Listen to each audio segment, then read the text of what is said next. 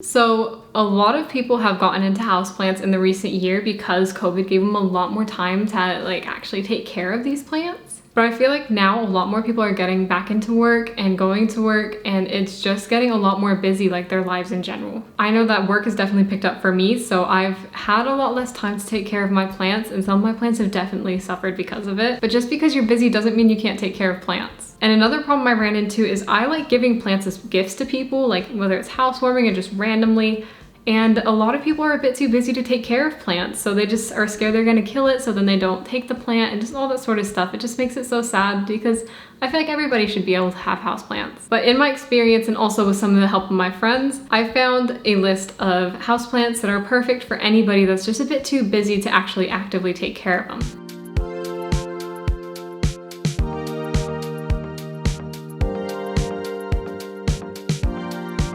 And this isn't to say this list is like houseplants that you can just sit on a countertop and forget about and never do anything to, because no plant is like that and they all need some sort of care. But these are just plants that are a bit easier to take care of and that won't completely decline really quickly if you do forget to take care of them for an extended amount of time. And the first one, of course, I'm sure is no surprise to anybody, but it's a snake plant, or Sansevieria. There are so many different kinds of this plant, and they have a look for every single person. And these plants hardly need any water, or if they do, it's maybe every couple of months. I know people that have had their snake plants for a long time and they haven't watered it once. And these plants can also take any kind of light that you want to throw at them. So if you have a darker corner or if you have a really bright room, you can put them in either one. My personal favorite common snake plant is the black coral snake plant, just because I like the dark leaves and all that sort of stuff.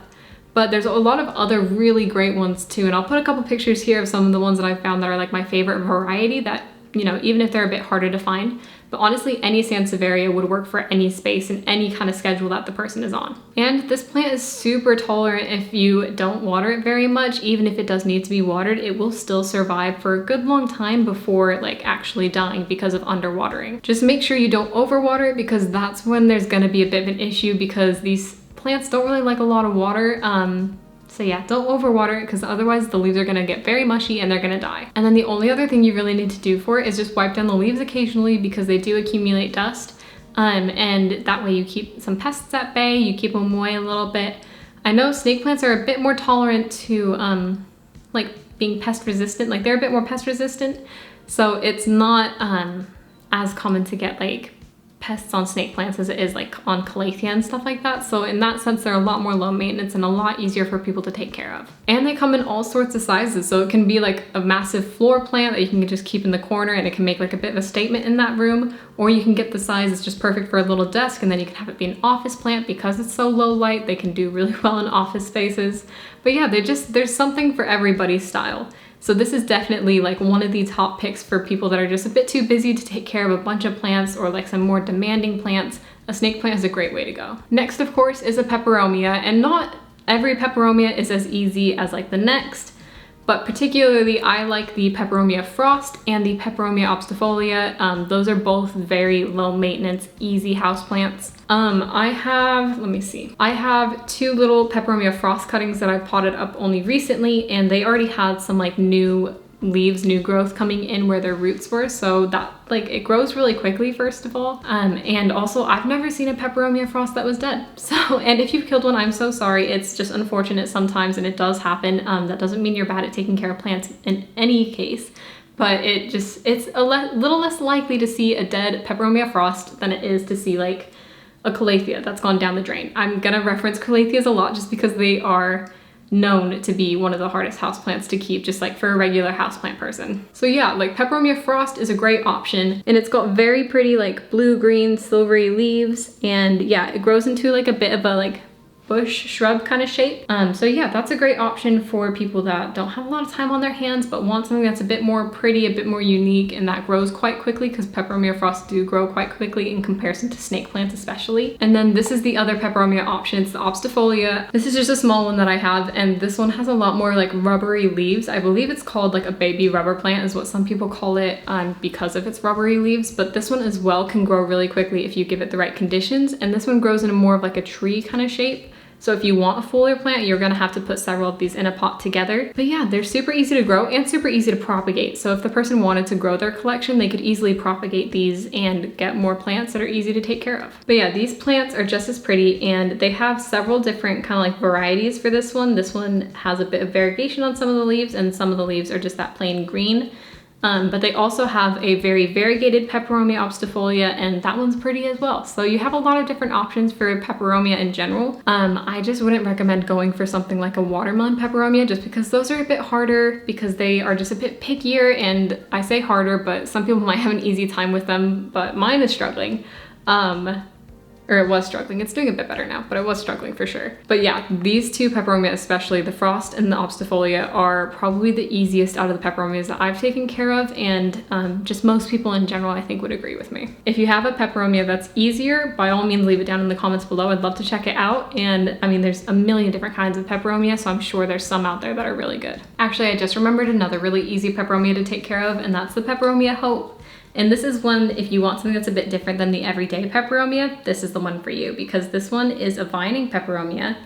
And I say vining, more like a trailing. I don't think it vines, but it trails and it's really thick, and I mean, it's lovely. But yeah, this one is another one that's super easy to take care of, because I feel like the thicker the leaves, the easier and more durable the plant is. And I know that's not the case for everything at all, but just in my experience, that's been the case. But yeah, if you're someone that wants something a bit more like out there, a bit different from what everybody else has, this is a great option. And I think this is pretty tolerable of like many different lighting conditions, so you don't need absolutely bright light or anything. I brought this one home, I think a couple weeks back, and it's already popping out new growth, and it's already been growing like a weed basically.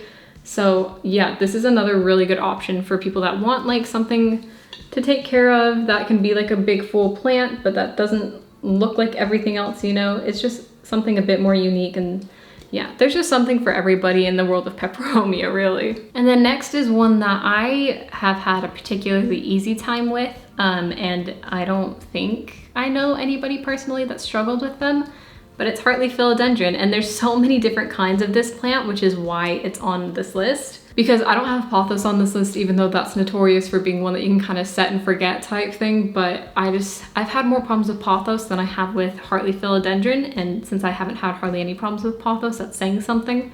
But honestly, like, these ones are ones that will grow basically no matter what you give them.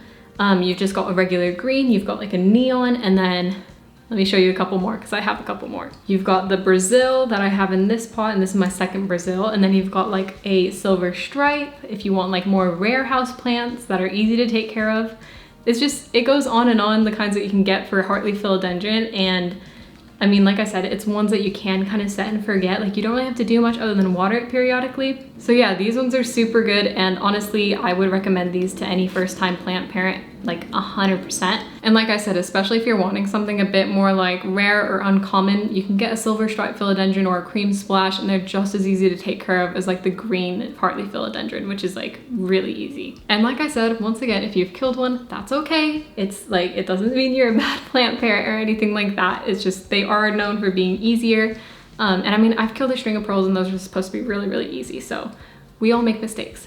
But yeah, these are a great option. And if I got someone a present, like a plant present, this would probably be the first one that I got them if they have no experience with plants. So I don't know if String of Hearts still counts as a succulent, but the next one on my list is succulent. So that's the only one that I have to show.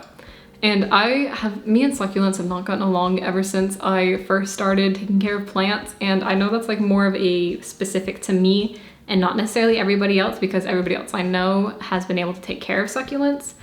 But String of Hearts is the exception to this, if this is still considered a succulent. And I do know that succulents are generally like fine as long as you don't really do anything to them and keep them in really bright light. The problem with me is I like to water my plants, and I tend to overwater succulents. So if they don't have a telltale sign for like they need water and they're succulent, then I end up killing them because I just think they need water, and they don't for like a whole nother month. So I have a problem of overwatering succulents, but the String of Hearts is a bit different because you can tell because the leaves kind of fold a bit easier and all that.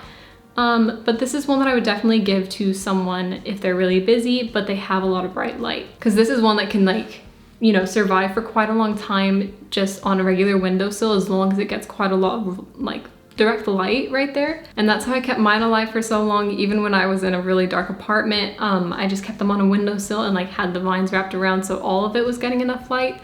And then, yeah, they thrived in that condition. So they've survived all of that. And once they get a bit longer, I feel like you don't need as bright of light. It's just kind of when they're younger, they need quite a lot of light just to get them growing and get them going a bit. But yeah, and they propagate super easily, so you can grow so many more, and it's just so fun. It's such a fun plant to watch grow, and it grows super fast given the right conditions, which once again, the right conditions is literally just as much sun as you can give it, and then it will just thank you with new growth constantly. I don't have an example for the next one, and not even like a partial example, but it's a Fittonia. And Fittonias are drama queens for sure, but they're easy to care for drama queens because, so if you don't know, Fittonia are the plants that, I think they're called nerve plants, something like that. And I just haven't found the right one that I really, really love, which is the only reason I don't have one quite yet. But these are the plants that absolutely look like they've been sat on if you don't water them when they want water. And I think they require quite a bit of water because they dry out quickly for some reason. But yeah, these are deemed drama queens because they will completely flop over when they need water. And then once you water them, they perk right back up. And the only reason this makes it onto the list is because that makes them incredibly easy to care for because you can tell exactly when they want water. So even if you're super busy, if you take one look at your plant and it's completely wilted over, you can just water it real quick and then it'll perk right back up and then it's like super healthy again.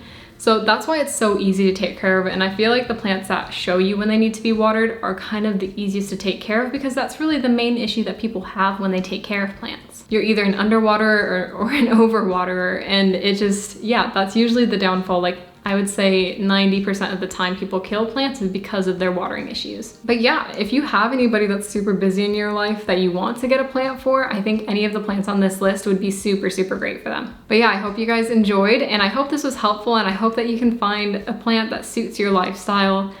Because I promise there's one out there. There's so many different kinds of plants, and there's definitely gonna be one that suits your needs. But yeah, so I hope you found it helpful, and if you did, please give the video a thumbs up and subscribe for more. And I'll see you guys later. Thanks for watching.